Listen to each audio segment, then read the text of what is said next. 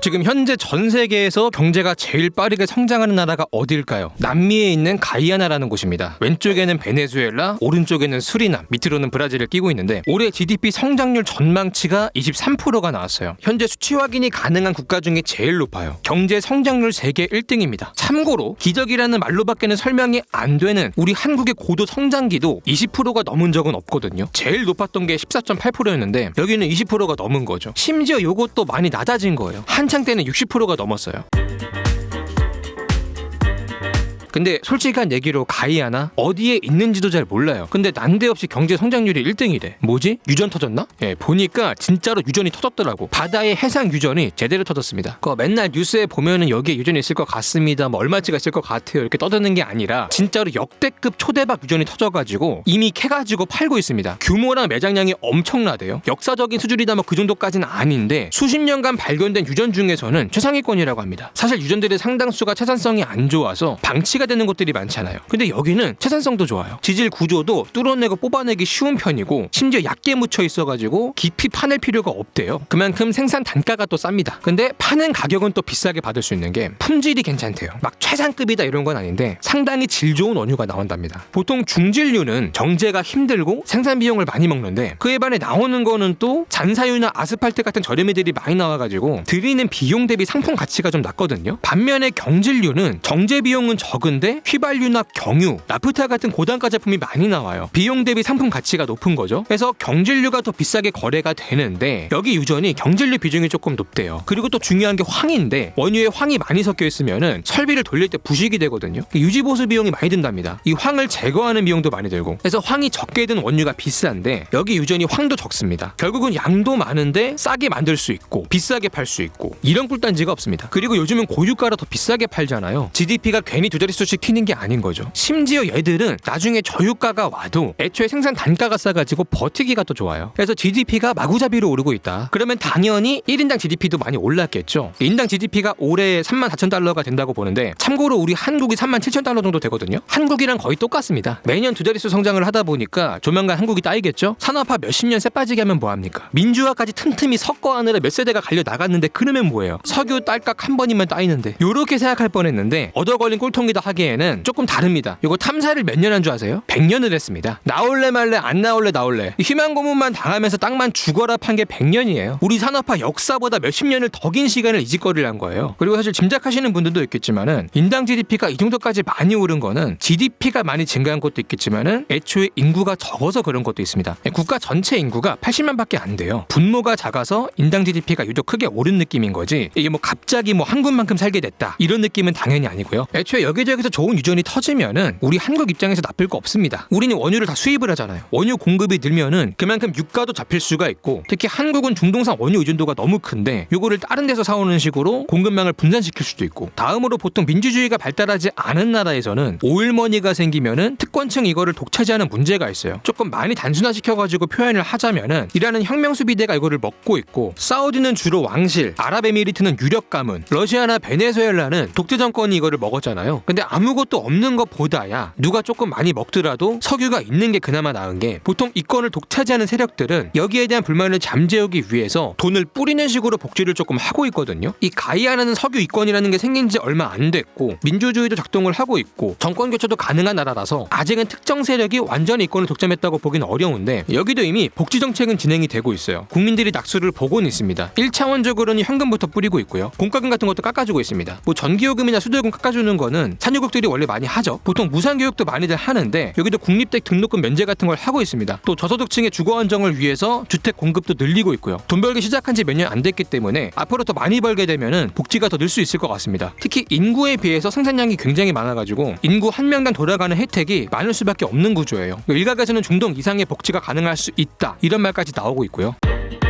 근데 이게 그냥 다 뿌리기만 하면 안 되잖아요. 베네수엘라 꼴 날 수 있습니다. 돈 번 거 투자해가지고 산업화를 해야 되는데 이 산업은 일단 인프라가 필요하죠. 물류와 노동력이 이동할 도로, 철도, 다리, 항만, 공항, 산업에 에너지를 공급할 전력 인프라 만들고 건설해야 될 거 진짜 많습니다. 그리고 산업에는 양질의 노동력이 필요하고 이 노동력을 모이게 할 도시가 필요합니다. 이 도시 안에는 집도 있어야 되고 인재를 양성할 학교도 있어야 되고 병원부터 상업시설까지 다 있어야 되죠. 보다시피 인프라부터 도시, 공장까지 지어야 되는 게 너무 많습니다. 그래서 지금 가이아나가 완전히 건설붐이래요. 건설붐은 성장률도 매년 두 자릿수를 찍고 있어요. 나라 전체에 돈 벌 기회가 많다 보니까 그래서 외국 자본도 엄청 많이 투자되고 있고 글로벌 기업도 많이 들어오고 있습니다. 돈이 흘러 넘치는 시장이 됐어요. 이 외국계 기업들이 만드는 일자리를 잡겠다고 외국에서 노동자까지 흘러 들어오고 있어요. 특히 건설붐이라서 현장 인력이 엄청 필요한데 현지에 인구가 적어가지고 이게 감당이 안 되니까 외국인 근로자가 몰리고 있다고 합니다. 선진국에나 가는 게 외국인 노동자라고 생각을 했는데 가난하던 남미 국가로 간다는 게 참 재밌는 것 같아요. 참고로 이 도시화와 산업화, 외국인 자본의 유입을 상징하는 대표적인 사건이 있는데 바로 스타벅스의 진출입니다. 2023년에 가이아나에 첫 매장을 열었대요. 개업식에 무려 대통령까지 갔답니다. 야, 우리도 이제 스타벅스 생겼다. 이게 아무 나라나 막 들어오고 그런 게 아니야. 이 스타벅스 같은 외국계 기업이 들어왔다는 것은 그만큼 우리나라가 잠재력이 있다고 본 거야. 대충 이런 뉘앙스의 말을 했더라고요. 보다시피 번 거 다 허투루 쓰지 않고 미래에 투자한다는 개념으로 산업화를 열심히 하고 있는데 여기에 한 걸음 더 나아가서 미래 세대를 위해서도 돈을 조금 남겨놔야 되거든요. 그래서 따로 기금 같은 거를 만든 게 있어요. 노르웨이도 국부 펀드 같은 거를 만들어가지고 따로 운영을 하고 있는데 요거랑 좀 비슷한 거죠. 이 기금은 함부로 쓰지 못하게 막아놨어요. 만약에 대통령이 정권 유지하겠다고 여기서 돈 마구잡이를 꺼내다 뿌리면서 흥청망청 쓸 수도 있으니까 이 기금은 정부가 꺼내실 수 있는 양이 법으로 정해져 있어요. 그 이상 꺼내려면은 의회 승인을 받아야 됩니다. 근데 여기서 한 가지 재밌는 게 가이아나 인구가 80만밖에 안 되잖아요. 한국의 2%도 안 되거든요. 근데 면적은 한국의 2배예요. 인구 밀도가 엄청 널널하겠죠. 그만큼 사람이 안 사는 곳이 많고 실제로 국토의 80% 이상이 숲이에요. 이 숲을 이용해가지고도 돈을 조금 벌고 있는데 뭐 벌먹으라나 싶을 수 있습니다. 근데 오히려 그 반대예요. 숲을 파괴하는 게 아니라 지켜가지고 벌고 있습니다. 탄소 배출권이나 탄소 크레딧 같은 걸 팔고 있거든요. 이 탄소 배출권이 뭐냐면은 요즘에 기업들이 탄소 배출을 줄여야 되는 압력을 받고 있잖아요. 안 그러면 과징금도 물 수 있고 대출이나 투자가 잘 안 나올 수도 있고 거래처가 끊길 수도 있고 소비자도 안 팔아줄 수가 있어요. 그래서 탄소 배출을 조금 줄여야 되는데 문제는 현실적으로 탄소 배출을 줄이는 게 쉽지 않은 산업들이 있잖아요. 철강이나 석유화학처럼 에너지를 많이 쓰는 것들. 이런 것들은 자기들이 직접 줄이는 건 힘드니까 내가 줄인 건 아니지만은 남이 줄인 것만큼 내가 줄인 걸로 치겠다. 뭐 이런 식으로 해결하고 있거든요. 그러니까 남이 줄인 만큼 줄인 양을 돈으로 사오는 거죠. 특히 가이아나처럼 숲이 울창한 나라는 이 숲이 탄소를 다 흡수를 하기 때문에 배출한 탄소보다 흡수한 탄소가 더 많습니다. 그만큼 배출권이나 크레딧을 팔 수가 있는데 요거를 다른 나라나 기업이 사는 거죠. 근데 이게 조금 아이러니할 수 있는 게 가이아나가 바다에서는 탄소 배출을 대표하는 석유를 캐가지고 돈을 버는데 내륙에서는 또 탄소 배출을 막는다고 돈을 버니까 요게 조금 재밌는 거죠. 어쨌든 보다시피 가이아나가 살림살이가 많이 나아졌는데 세상 일 다 그렇듯이 좋은 일만 있지가 않아요. 여러 가지 짚어볼 문제가 조금 있습니다. 일단 석유 산업이 원래 난이도가 조금 있잖아요. 기술과 자본이 필요하고 여기에 시간을 곱한 만큼 자원이 필요하기 때문에 가이아나 같은 작은 나라는 혼자 할 수가 없죠. 무조건 외국계 기업들이 도와줘야 됩니다. 근데 이게 탐사만 100년이 걸렸잖아요. 그간 얼마나 많은 석유 기업들이 허탕치고 나갔겠습니까? 이번엔 진짜 찐막이다 했는데 안 나오고 최종에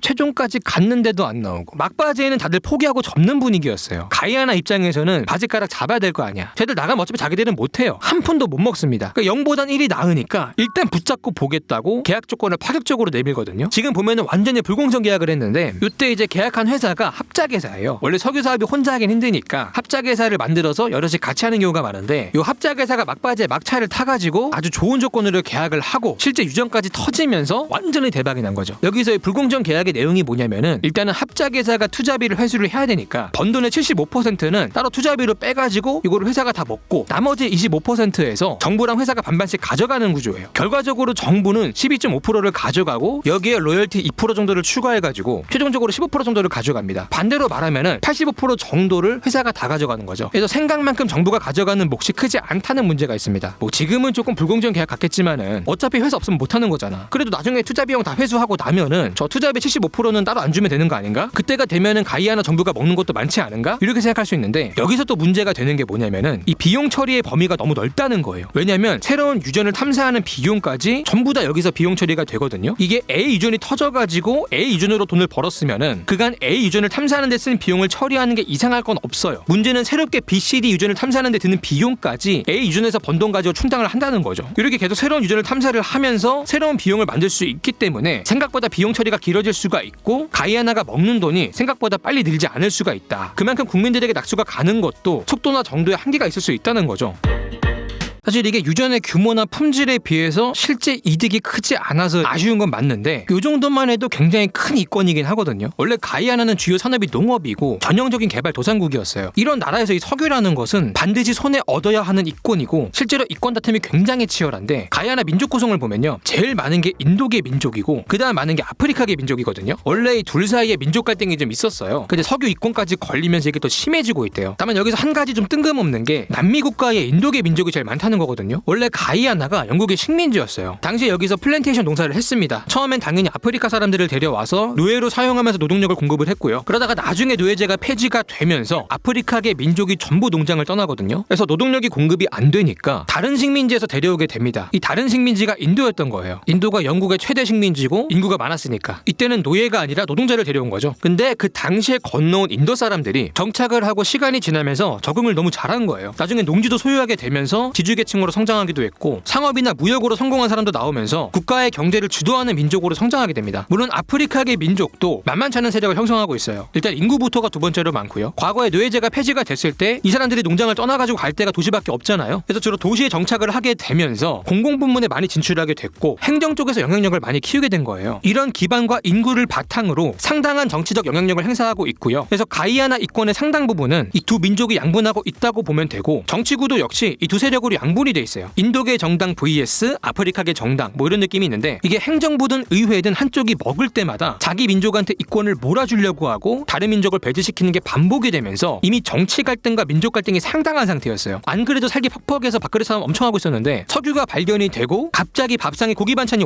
올라오니까 굉장히 예민해지는 거죠. 그간은 밥상머리 싸움이 그래도 격투기 수준은 됐어요. 룰도 있고 선도 있고. 근데 지금은 약간 불법 도박 투기장처럼 돼버리는 거야. 판도는 크고 이긴 쪽이 다 먹고. 그러다가 보니까 한쪽이 죽을 때까지 싸웁니다. 제가 좀 재밌게 설명한다고 과장을 많이 섞긴 했는데 실제로 열기가 많이 느껴지긴 해요. 2019년에 처음 석유 생산이 시작이 되고 나서 첫 대선이 바로 다음에 치러지는데 여기서 누가 이기냐에 따라서 인도계가 먹냐 아프리카계가 먹냐 요게 결정이 되는 승자 독식의 선거였거든요. 그래서 대중들의 관심도와 민감도가 굉장히 높았어요. 근데 이 대선에서 인도계 정당이 이긴 거예요. 아무래도 인구 체급이 제일 크잖아요. 뭐 인구 많다고 항상 이겼던 건 아니지만은 원래 민족 갈등이 심한 지역은 결국 웬만하면 우리 민족으로 뽑는다로 가다 보니까 정치도 인구 따라 갈 수밖에 없고 민주주의가 제대로 작동하기 어려운 측면들이 좀 있는 것 같죠. 문제는 대선을 이긴 건 맞는데 완전히 압승한 게 아니었던 거야. 이게 인도계 아프리카계 말고도 뭐 혼혈도 살고 원주민도 살고 하다 보니까 이들의 표가 어떻게 움직이냐에 따라 비등비등하게 나올 수가 있거든요. 실제로 비등비등하게 나왔고 아프리카계 입장에서는 아까운 거야. 하마터면 이길 뻔한 걸 진 거니까. 얼마 차이도 안 나는 표 때문에 석유권 다 내주게 생겼으니까. 그래서 결과에 불복을 하고 부정선거를 주장을 하거든요. 이게 법정 공방까지 가면서 몇 개월 동안 질질 끈 거예요. 원래 기존의 대통령이 아프리카계 대통령이었는데 새로 당선된 인도계 대통령한테 자리를 안 내주고 버티고 있었다고 하더라고요. 근데 여기서 미국이 볼 때 조금 불안한 거야. 요거 그냥 놔뒀다가는 폭동도 나고 심하면 내전까지 갈 수도 있겠다. 여기에 우리 미국의 석유 기업이 엄청 많이 들어가 있는데 사업에 차질이 생길 수도 있겠다 해가지고 미국이 나서가지고를 말립니다. 강하게 압력을 넣어서 상황을 종료를 시키거든요. 결국은 원래대로 인도계 대통령이 당선이 되긴 해요. 근데 이 가이아나가 특이한 게 대통령 임기가 최대 10년이에요. 5년 플러스 5년으로 연임이 가능한데 실제로 인도계 대통령이 연임까지 성공을 하거든요. 초기 석유 이권을 10년 동안 인도계가 가져가다 보니까 여기에 대한 불만이나 의혹이 좀 많이 나오고 있어요. 보다시피 이 석유의 발견이라는 게 국가를 성장시키고 있는 것도 맞지만 원래도 있었던 민족 갈등과 정치 갈등을 심화시키고 있다는 거죠. 갈등이 없는 나라였으면 좀 괜찮았을까 싶기도 한데 요즘은 오히려 이 갈등의 필요감을 느끼면서 어느 쪽에도 끼지 않는 일종의 중도정당 같은 게 부상하고 있대요. 요즘에 우리가 국제뉴스 같은 거 볼 때 극우정당이 부상했다, 온건파가 망했다 이런 뉴스는 많이 봤어도 중도정당이 부상한 경우는 조금 처음 보는 것 같아서 신기해요. 어쨌든 거대한 이권이 걸려있기 때문에 이 정권을 유지하는 게 중요하고 반대쪽에서는 빼앗는 게 중요한데 가장 쉬운 방법이 포퓰리즘이거든요. 그래서 앞으로 포퓰리즘 정치가 더 성행할 수 있다. 물론 베네수엘라 꼴 나지 말자고 요것저것 시스템을 만들어두긴 했는데 이렇게 이권 다툼이 치열해지면은 포퓰리즘의 유혹을 벗어나기 어려울 수 있다. 정당들이 경쟁적으로 포퓰리즘을 하게 되고 돈을 마구잡이를 쓰게 되면서 베네수엘라 꼴이 날 수가 있다. 이런 우려도 나오고 있습니다. 그리고 지금 이 석유 이권 분쟁이 국가 내부에만 있는 게 아니라 밖에서도 탐을 조금 내고 있습니다. 미국의 이권이 걸린 걸 감히 누가 탐내나 싶을 수 있는데 역시나 반미 정권이 있었던 베네수엘라예요. 구글 지도를 보면은 가이아나 왼쪽에 베네수엘라가 있는데 이 둘 사이의 국경선이 실선이 아니고 점선이거든요. 이 말은 곧 국경이 확정돼 있지 않다는 말이고 영토 분쟁이 있다는 말인데 정확히는 베네수엘라가 가이아나 영토의 일부를 자기들 땅이라고 주장을 하는 상황이에요. 근데 이게 말이 일부지 면적이 가이아나 전체 영토의 3분의 2가 넘어요. 이 정도면 사실상 나라 전체를 달라고 하는 건데 줄 수가 없는 거죠. 근데 원래도 오랫동안 달라고 요구를 해왔던 건데 여기에 석유까지 발견이 되다 보니까 요구가 전부 다 강해졌다고 합니다. 이 땅 먹고 그 앞에 있는 해상 유전까지 먹고 싶은 거죠. 특히 베네수엘라가 정치적인 동기가 강했던 게 지금은 미국에 잡혀가신 분이죠. 당시가 이제 마두로 정권이었거든요. 근데 베네수엘라 경제가 파탄이 나고 지지율이 안 좋으니까 요거를 높이려고 전략을 짠 겁니다. 우리 땅을 빼앗은 가이아나라고 하는 외부의 적을 만들고 우리 땅을 되찾자고 하면서 민족주의를 자극하고 석유를 뺏어가지고 잘 먹고 잘 사자는 미래를 보여주면서 자신의 정치적 위기를 탈출할 출구 전략을 짠 거죠. 실제로 국민투표까지 합니다. 국민 여러분 저 땅 먹는 거 동의하시죠? 이렇게 하면서 내부 결집도 유도를 하고 국제사회가 뭐라고 하면은 아이고 우리 국민들이 원해서 하는 일이다. 명분도 만들고 뭐 이렇게 한 겁니다. 실제로 투표를 해보니까 찬성이 95%가 나왔대요. 사실 여기는 대통령부터가 이제 부정선거로 독재를 하는 상태라서 제대로 투표가 된 건지는 모르겠지만 여론 자체는 찬성이 조금 많은 것 같더라고요. 그래서 의회까지 여기에 찬성을 해가지고 가이아나 땅을 새로운 주로 승인하는 법안까지 만듭니다. 또 국경지대에 군대를 보내서 군사적 압박까지 가했어요. 그래서 결론은 어떻게 됐냐?